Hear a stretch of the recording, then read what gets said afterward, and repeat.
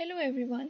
तो आज की वीडियो में हम देखेंगे कि ये जो आईपीओ रश हमने देखा था 2021 में, ये क्यों हुआ था और इसके अराउंड सारे जो कीवर्ड्स हैं और हमें क्या क्या पता होना चाहिए आईपीओ के बारे में, वो सब कुछ जो है इस वीडियो में कवर कर लेंगे।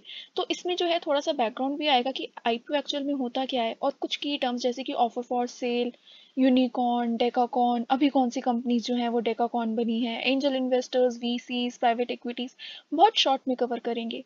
और फिर ये फंड्स जो है वो कहाँ यूज़ होता है और एक शॉर्ट में कि प्रोसेस क्या रहता है, और जो 2021 में है कौन कौन से आईपीओज आए थे, थोड़ी बहुत फैक्ट्स एंड फिगर्स, और जो सक्सेसफुल आईपीओज थे वो सक्सेसफुल क्यों थे, अनसक्सेसफुल वाले अनसक्सेसफुल क्यों थे, और 2022 में जो है वो नए आईपीओज हम कौन से देखने को मिल सकते हैं। तो लेट्स स्टार्ट।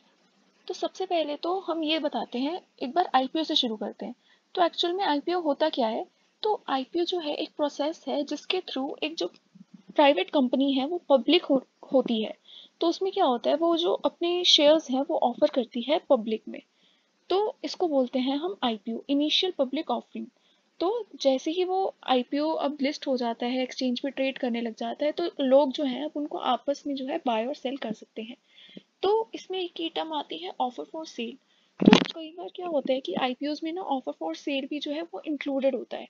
तो ऑफर सेल में क्या होता है कि जो एग्जिस्टिंग प्रमोटर्स हैं, यानी कि जिनके पास एक्चुअल में अभी होल्ड करते हैं वो शेयर्स कंपनी के, वो भी लिस्ट हो जाते हैं आईपीओ के साथ साथ। तो इसमें क्या होता है, जो पैसा रेज होता है वो इन्हीं इन्वेस्टर्स को वापस मिल जाता है। तो इसको हम बोलते हैं ऑफर फॉर सेल, जहाँ पे वो अपने एग्जिस्टिंग शेयर्स ऑफर करते हैं for sale with in IPO. तो उसको बोलते हैं ऑफर फॉर सेल। अब नेक्स्ट होता है यूनिकॉर्न। तो यूनिकॉर्न है क्या कि वो फर्म्स जिनको जो है वैल्यूएशन मिल चुकी है $1 बिलियन और मोर की, उनको बोलते हैं हम यूनिकॉर्न्स। और अगर आप इंडिया की बात करो तो 2021 में 53 यूनिकॉर्न्स जो हैं वो इंडिया से हमें देखने को मिले थे। इसके अलावा एक और होता है डेकाकॉन, यानी कि जिसकी वैल्यूएशन जो है $10 बिलियन के ऊपर जा चुकी है। तो एक बार मैं आपको, क्योंकि कंफ्यूजन रहती है काफियों को कि यूनिकॉर्न डेकाकॉन, ये जो वैल्यूएशन की हम बात कर रहे हैं, वैल्यूएशन होती क्या है। तो वैल्यूएशन जो है बेसिकली वो होती है परसीव्ड वैल्यू। तो जैसे कि कोई कंपनी जो है अपना काम करना शुरू करती है, जब वो फंड्स रेज करती है तो काफ़ी सारे जो है वो लेवल्स होते हैं, जैसे कि सीड फंडिंग, फिर आता है राउंड 1, राउंड 2, राउंड 3। तो ये सीरीज फंडिंग होती है। तो क्या होता है कि अगर जैसे उसने सबसे पहले सोचो कि एक कंपनी ने अगर 10% इक्विटी के लिए 10 मिलियन जो है उसने रेज कर लिया, कि उसने किसी और को जाके अपना 10% इक्विटी जो है शेयर बेच दिया और उसके लिए 10 मिलियन जो है वो रेज कर दिया। तो उसकी जो वैल्यूएशन है कंपनी की वो कितनी होगी। अगर 10% 10 मिलियन है तो 100% 100 मिलियन होगी। तो इसका मतलब जो है वो वैल्यूएशन उसकी 100 मिलियन आ गई। तो ये होती है वैल्यूएशन, परसीव्ड वैल्यू जो हम बात कर रहे हैं यहाँ पे, और यही काउंट हो जाती है कि उसकी कितनी वैल्यूएशन है। तो वो यूनिकॉर्न बन जाती है अगर वो जो परसीव वैल्यू है वो $1 बिलियन पहुंच जाती है। तो अभी हमें रिसेंटली देखने को मिला कि जो डेकाकॉन एक जो फर्म बनी है अभी रिसेंटली, डेकाकॉन कौन सी फर्म बनी है, वो है स्विगी। तो स्विगी ने कुछ अमाउंट रेज किया था, कुछ फंड्स रेज किए थे इंस्टामार्ट के प्लेटफॉर्म को एक्सपैंड करने के लिए, जिसकी वजह से उसने अब कुछ अपना इक्विटी परसेंटेज बेची होगी। तो उसकी जो वैल्यूएशन है वो $10.6 बिलियन के अराउंड जो है पहुंच गई थी। तो इसकी वजह से बोला जा रहा था कि स्विगी जो है वो डेकाकॉन बन चुका है। तो ये होता है यूनिकॉर्न, डेकाकॉन, इन सब का जो पीछे प्रोसेस जाता है कि कब वो वैल्यूएशन $1 बिलियन कैसे बनती है या 10 बिलियन कैसे बनती है। तो ये अब आपको एक ओवरव्यू मिल गया होगा। नेक्स्ट इज, तो जब भी कोई आईपीओ के लिए जाती है कंपनी तो उसको एक प्रोसेस फॉलो करना पड़ता है, और वो ये जो प्रोसेस है ये कौन डिसाइड करता है, ये डिसाइड करता है SEBI, security exchange board of India. तो इसमें क्या होता है कि जो आईपीओ में जाने वाली कंपनी होती है उसको सबसे पहले एक रेड हेरिंग प्रोस्पेक्टस जो है वो फॉलो करना, वो देना पड़ता है, फाइल करना पड़ता है, जिसमें उसको अपनी कंपनी के बारे में सारी चीज़ें बतानी पड़ती है कि उसके कंपनी का बिजनेस क्या है, प्रमोटर्स कौन कौन है, उसकी इंडस्ट्री पोजीशन क्या है, स्ट्रेंथ्स, वीकनेस, कोई कोर्ट केस तो नहीं चल रहा उस कंपनी के खिलाफ। तो यहाँ पे एक एग्जांपल था कि जो ओयो रूम्स हैं, तो उनको आईपीओ के लिए जाना था, बट उनके क्योंकि ऑलरेडी कुछ केसेस चल रहे थे तो इसलिए उनको प्रॉब्लम हो रही थी आईपीओ लेके आने में, और इसी वजह से उसका जो प्रोसेस है वो डिले होता गया। नेक्स्ट इज जब ये रेड हेरिंग प्रॉस्पेक्टस जो है ये फाइल हो जाता है, तो जब अप्रूव हो जाता है तो उसके बाद जो है कंपनी जो है जो की डिटेल्स हैं कि क्या प्राइस बैंड रहेगा जिसमें वो आईपीओ अपना आगे लेके जाएगा, क्या लॉन्च डेट होगी, और वो अ, क्या पोजीशनिंग रहेगी, यानी कि रिटेल इन्वेस्टर्स को कितना ऑफर करेगा, इंस्टीट्यूशनल इन्वेस्टर्स को कितना ऑफर करेगा। तो इसमें आप देख सकते हो कि जैसे LIC ने अभी बताया था कि 35% जो है वो रिटेल इन्वेस्टर्स के लिए रखेगा, 10% जो है वो अपने पॉलिसी होल्डर्स के लिए रखेगा, और फिर उसने अप टू 20% जो है वो फॉरेन डायरेक्ट इन्वेस्टमेंट के लिए जो है अप्रूव कर दी है। तो ये सारी चीज़ें जो हैं वो डिटेल शेयर होती हैं। और उसके बाद क्या होता है कि ये जब प्रोसेस चल रहा होता है, जब ये शुरू हो चुका है, ये सारी चीज़ें हो चुकी हैं, पर एक्सचेंज पे लिस्ट नहीं हुआ, उससे पहले ये ग्रे मार्केट में ट्रेड करना शुरू हो जाता है। तो उससे क्या होता है कि सबको एक आइडिया मिल जाता है कि ये जो स्टॉक है ये आगे जाके मतलब लिस्टिंग जो है ये गेन देने वाला है या लॉस देने वाला है। तो उसकी लिस्टिंग पे गेन होगा या लॉस होगा, ये थोड़ा बहुत आइडिया मिल जाता है। तो ये तो बैकग्राउंड का काम होता है। तो जब की डिटेल शेयर हो जाती है तो उसके बाद क्या होता है कि जो भी एक स्लॉट होता है सब्सक्राइब करने के लिए, उसमें इन्वेस्टर्स जो है अपने शेयर को सब्सक्राइब करना शुरू कर देते हैं। कि फॉर एग्जांपल अगर नाइका का शेयर आ रहा है और मैं चाहती हूँ कि मुझे 100 शेयर्स मिल जाए, तो मैं वहाँ पे जाके अपना ऑनलाइन प्लेटफॉर्म पे जाके ये सब कुछ डिटेल्स अपलोड कर दूंगी, पैसे डाल दूंगी और कहूँगी कि मुझे 100 नाइका शेयर्स चाहिए। और फिर बाद में जो है वो पूरा एक बुक बिल्डिंग प्रोसेस होता है कि मतलब आपको कितने अलोकेट होंगे, किस प्राइस पे होंगे, वो सब कुछ बात की बातें होती हैं। और फिर फाइनली जब एक बार ये सारा जब आपका सब्सक्रिप्शन पीरियड ओवर हो जाता है, तो उसके बाद इन्वेस्टर्स जो है उनको कितने शेयर्स अलोकेट हुए हैं वो जाके अपने अकाउंट में देख सकते हैं। तो ये होता है पूरा प्रोसेस। तो इसमें हमने एक बीच में चीज़ छोड़ दी कि हमारा फिर इसमें एंजल इन्वेस्टर्स और VC और प्राइवेट इक्विटी का कहाँ से आएगी, तो सारा IPO के थ्रू हो रहा है। तो ये जो वेंचर कैपिटलिस्ट और एंजल इन्वेस्टर ये सब कुछ है, ये अलग अलग अलग जो है टाइमिंग पे आते हैं एक कंपनी के। तो फॉर एग्जांपल जो एंजल इन्वेस्टर्स हैं वो सीड स्टेज पे आते हैं। तो वो सीड स्टेज पे क्या करते हैं, थोड़ा इन्वेस्ट करते हैं, अपना एक्सपीरियंस भी देते हैं कि आपको अपना बिजनेस कैसे कैसे बढ़ाना चाहिए।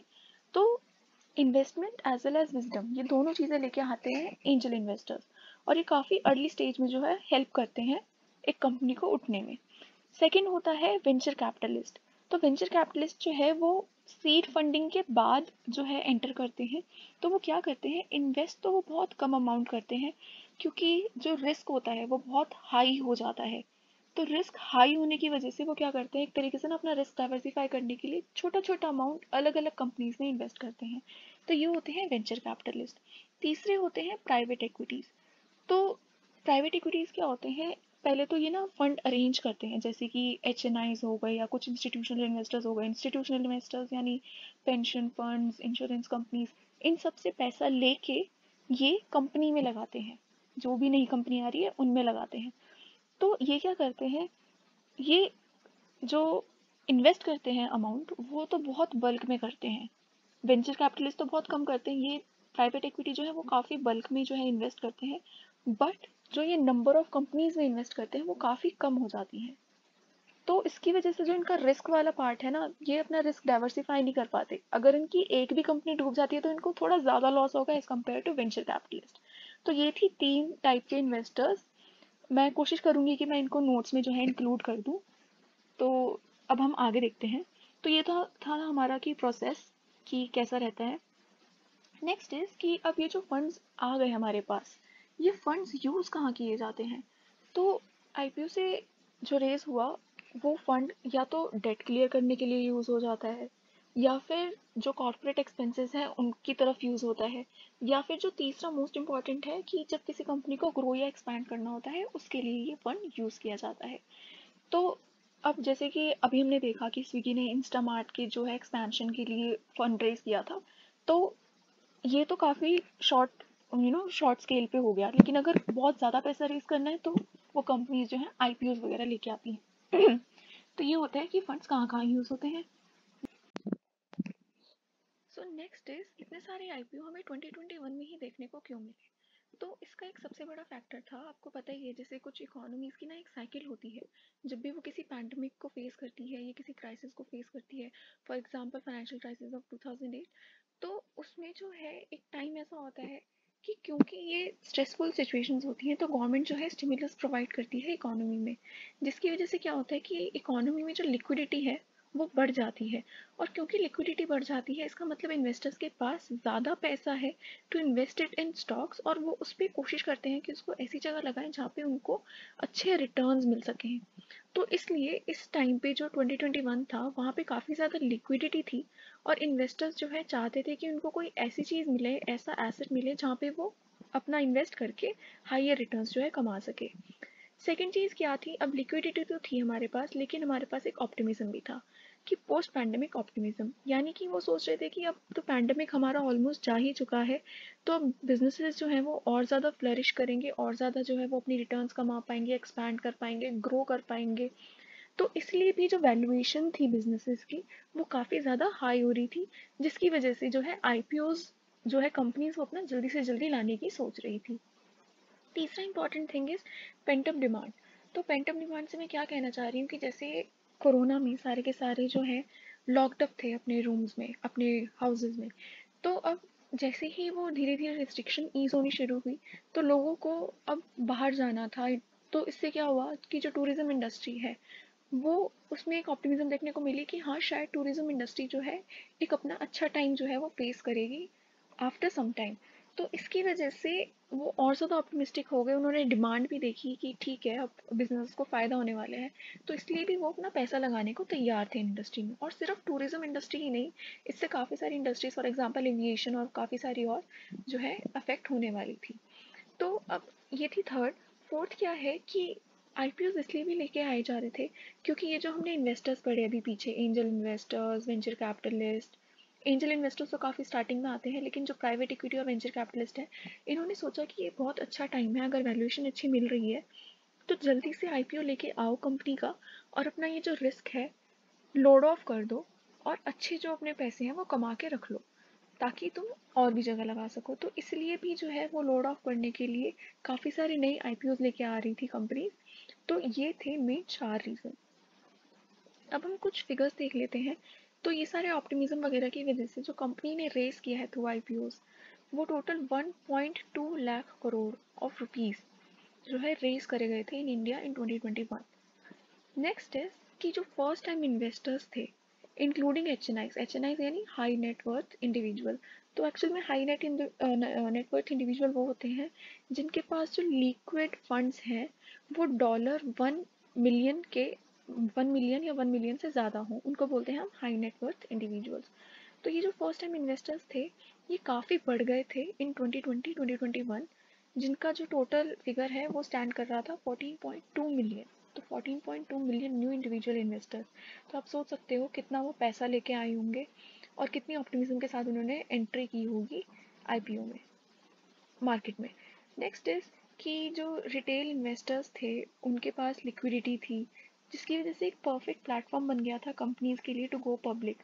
तो उनको लिक्विडिटी दिखाई दी, उनको फ़ायदा दिखाई दिया कि इस वक्त अगर हम जाएंगे तो हमारी जो वैल्यूएशन है वो अच्छी होगी, तो वो निकल लिए पब्लिक होने के लिए। फोर्थ इज कि ये इसलिए भी 2021 में हुआ क्योंकि कंपनीज जो है वो पब्लिक जा रही थी ताकि वो कैपिटल रेज कर पाए, क्योंकि वो जो लॉस जो है लॉस से निकल के अपना एक एक्सपेंशन की ओर बढ़ना चाहती थी। For example Zomato. तो जोमेटो जो है एक्चुअल में वो लॉस इनकर कर रहा था, बट उसके फ्यूचर प्रोस्पेक्ट अच्छे थे और उसको ये चीज़ एक आईपीओ जो है प्रोवाइड कर सकती थी। तो इसलिए जो है ये भी एक फोर्थ फैक्टर था कि 2021 में जो है क्यों ज़्यादा आईपीओ हमें देखने को मिले। नेक्स्ट इज कौन से जो ऐसे थे जो सक्सेसफुल आईपीओ थे। तो सक्सेसफुल आईपीओ में मैंने वो ऊपर रखा है जो आपको थोड़ा याद रहे, जैसे कि बारबेक्यू नेशन हॉस्पिटैलिटी लिमिटेड। तो बारबेक्यू नेशन एक सक्सेसफुल आईपीओ रहा, ऑब्वियसली बिकॉज आगे जाके आपको देखने को मिल रहा है कि इसकी डिमांड जो है वो बढ़ने वाली है। और इसका जो गेन था, लिस्टिंग गेन, जिस दिन ये लिस्ट हुई उस दिन इसका गेन रहा 150%, और उससे भी ज़्यादा रहा सिगाची इंडस्ट्रीज़ का 250%। ऐसी और भी बहुत है जैसे पारस डिफेंस, नाइका। जोमेटो का रहा 52%, और जो जोमेटो है वो 7 टाइम्स ओवर सब्सक्राइब था, और इनफैक्ट लॉस मेकिंग था तब भी। और अभी हमने बात की क्योंकि इसके फ्यूचर प्रोस्पेक्ट्स जो है वो दिख रहे थे लोगों को, इसलिए वो इसमें इन्वेस्ट करने को तैयार थे, और इसीलिए आफ्टर इवन लिस्टिंग उन्होंने इतना बड़ा गेन जो है वो हासिल किया। तो आईपीओ का सक्सेस जो है वो एक्चुअल में सेंटिमेंट बताता है कि लोग उसका फ्यूचर देख रहे हैं या नहीं देख रहे, और कितना जो है प्रॉफिटेबिलिटी वो उस कंपनी में देख रहे हैं, जो कि हमने जोमेटो में देखा कि लॉस मेकिंग होने के बावजूद भी वो गेन में रहा। अब हम देख लेते हैं कि अनसक्सेसफुल क्यों रहे, जैसे कि पेटीएम वगैरह थे, ये अनसक्सेसफुल क्यों रहे। तो पेटीएम जो है लिस्टिंग के टाइम पे 9.3% डिस्काउंट पे जो है वो ट्रेड कर रहा था। तो एक्चुअल में जब बात हुई कि पेटीएम का आईपीओ आ रहा है, लोग बहुत एक्साइटेड थे। इवन जो उसको सब्सक्रिप्शन जो है वो 1.6 टाइम्स था। बट मेन दिक्कत कहाँ आई कि इसकी वैल्यूएशन काफ़ी एक्चुअली में ये ओवर वैल्यू था, और लोगों को ये बाद में पता चला कि इनके पास लाइसेंस ही नहीं था लेंडिंग बिजनेस के लिए, और ये उसमें ऑपरेट करना चाह रहा था। तो इसकी वजह से भी जो है लोगों को उसके फ्यूचर प्रोस्पेक्ट्स जो है वो थोड़े ब्लर होते हुए दिखाई दिए। और पेटीएम का जो बिजनेस मॉडल है ये काफ़ी ज़्यादा जगह पे जो है वो अपना नीश क्रिएट करने की कोशिश कर रहा है। ये सिर्फ एक्सपेंसेस जो है इनकर किए जा रहा है, और इसका जो कंपटीशन है, जो यूपीआई पेमेंट्स के फॉर एग्जांपल नए प्लेटफॉर्म्स आ रहे हैं, वो काफ़ी ज़्यादा है। तो ये भी कहा जा रहा था कि जो इसने इक्विटी में रेज किया था अपना पैसा, उसमें से 70% तो ये सिर्फ जो है डेट को चुकाने के लिए ही यूज़ करता गया। तो इस वजह से इसके बिजनेस मॉडल की तरफ से, इन सारी चीज़ों की वजह से जो है इसकी वैल्यूएशन एक्चुअल में इतनी थी नहीं जितने पे ये लिस्ट हो गया। और बाद में जब ये सारी चीज़ें सामने आई तो ये डाउन हो गया। लिस्टिंग के टाइम में 9.3% डिस्काउंट पे जो है ट्रेड कर रहा था। इसके अलावा और भी कंपनीज थी जैसे श्रीराम प्रॉपर्टीज और स्टार हेल्थ, जो डिस्काउंट पे ट्रेड कर रही थी। अब आने वाले टाइम में हम देख रहे हैं कि एल ओला, स्नैपडील, डिलीवरी, फ्लिपकार्ट, ये सारे जो हैं अब आईपीओज आने वाले हैं। तो अब देखने वाली बात ये होगी कि ये कितनी राइटली वैल्यूड होंगे और कितने जो है गेन्स इसको होंगे। एलआईसी का तो हम कह भी रहे हैं कि गवर्नमेंट कंपनी है तो रिस्क रिस्क जो है वो काफ़ी कम हो जाता है। बट एक बार आप ज़रा सोच के देखो कि ये गवर्नमेंट कंपनी है, तो कहीं क्या ऐसा पॉसिबल नहीं है कि गवर्नमेंट ही कुछ मैनिपुलेशन कर दे। Just a food for thought. तो आज हमने सारा कवर कर लिया है कि आईपीओस की क्या स्टोरी थी, इतना रश हमें देखने को क्यों मिला। अगर आपको वीडियो अच्छी लगी हो तो please hit the like button, और मेरा टेलीग्राम ग्रुप जो है आप ज्वाइन कर सकते हैं। And also please subscribe to my channel. Thank you for watching.